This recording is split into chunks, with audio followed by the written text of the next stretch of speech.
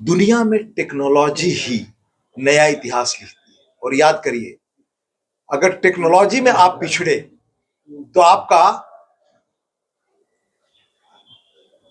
यह जो मौजूदा सामयिक इतिहास ये अतीत बन जाएगा। याद रखिए, जब आपके देश में तोप और गोले लेकर बाहर के आक्रमणकारी आए तो आपने तीर से मुकाबला करना शुरू किया और आप पिछड़ गए। दुनिया में जिन लोगों ने भाप का इंजन खोजा, अंग्रेजों ने, उन्होंने पूरी दुनिया पर राज किया।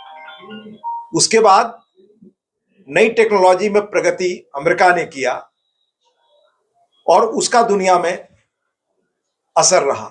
2014 के बाद भारत देख रहे हैं आपकी फिनटेक, यानी जिस तरह से लेन देन से लेकर बाकी चीजों में टेक्नोलॉजी में प्रगति हो रही है, यह इस बात का प्रमाण है कि भारत बहुत तेजी से उस दिशा में आगे बढ़ रहा है। टेक्नोलॉजी में आप पिछड़ गए तो आप दुनिया में ताकत बन नहीं सकते।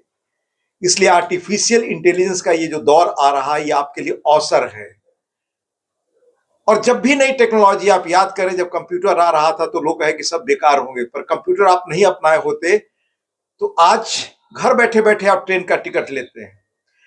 एक एक दिन में 2-2 करोड़ लोगों को टीके लगे यहाँ, और सब अगर मोबाइल और सारी चीजों से हुआ तो ये टेक्नोलॉजी नहीं होती तो संभव था।